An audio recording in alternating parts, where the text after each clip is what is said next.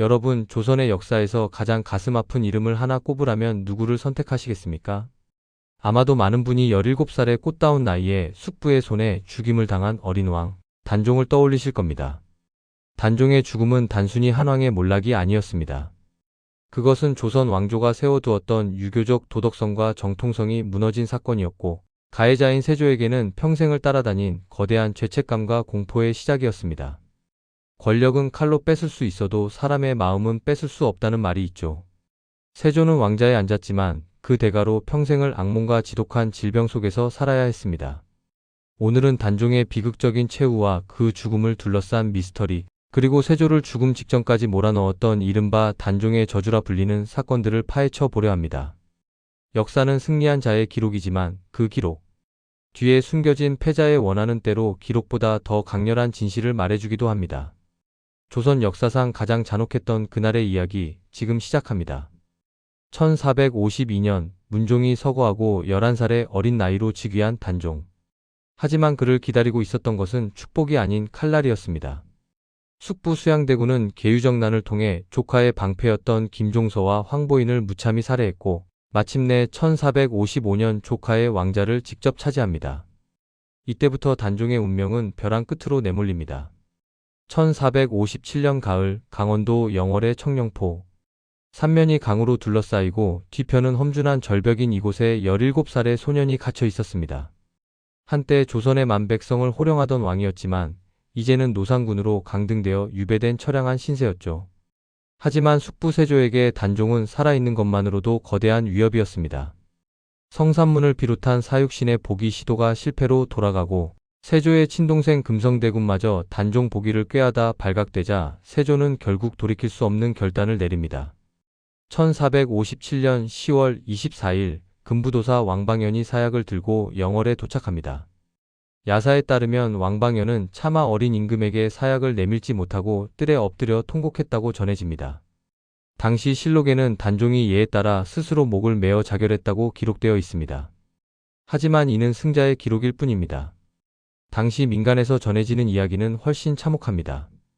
사약을 거부하는 단종을 향해 자객이 달려들었거나 하인이 뒤에서 활시위로 목을 졸라 살해했다는 기록들이 여러 문집에 남아 있습니다. 단종이 죽던 날 영월의 강물은 핏빛으로 물들었고 산천초목도 슬피 울었다고 합니다. 세조는 단종의 시신을 거두는 자는 삼족을 멸하겠다는 엄포를 놓았습니다. 시신은 거두어주는 이 없이 차가운 강물에 던져졌으나 영월의 아전 어뭉도가 목숨을 걸고 시신을 수습합니다. 그는 충을 행하다 화를 당하는 것은 달게 받겠다며 자신의 가족들과 함께 밤중에 몰래 시신을 거두어 지금의 장릉 자리에 매장했습니다. 어린 왕의 육신은 그렇게 고독하게 흙 속으로 돌아갔습니다. 단종이 세상을 떠난 뒤 승리자인 세조는 평온했을까요? 역사는 전혀 다른 이야기를 들려줍니다.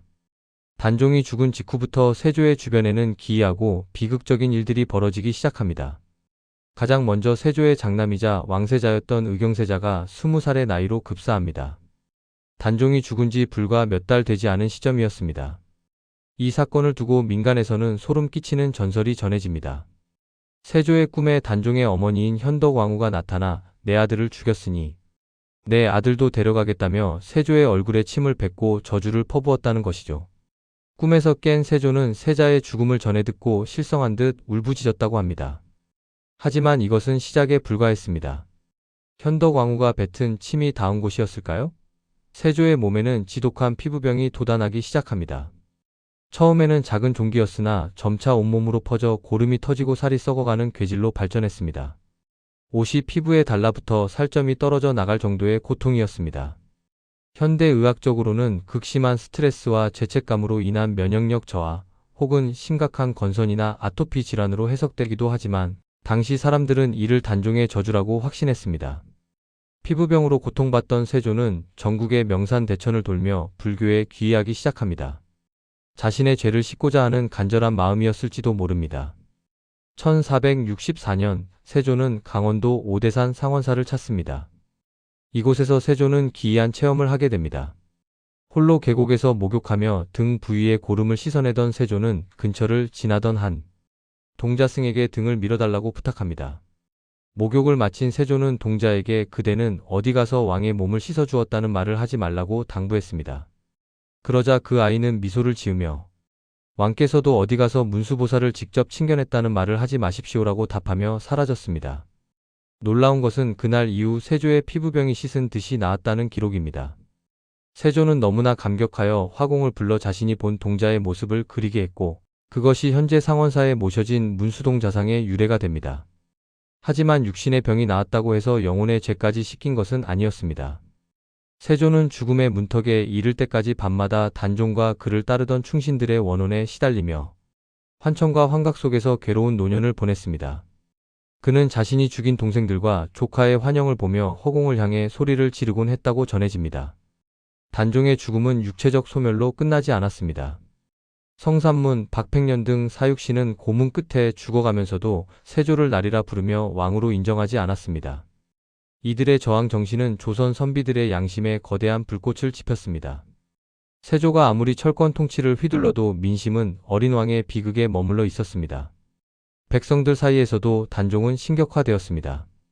영월 지역에서는 단종이 죽어 하얀 말을 타고 태백산으로 들어가 산신령이 되었다는 전설이 내려왔고 무속 신앙에서는 단종을 군웅신으로 모시며 그의 억울한 넋을 달랬습니다. 정당성이 결여된 권력이 얼마나 허망한지를 민중들은 전설과 신앙을 통해 증명해 보인 것입니다.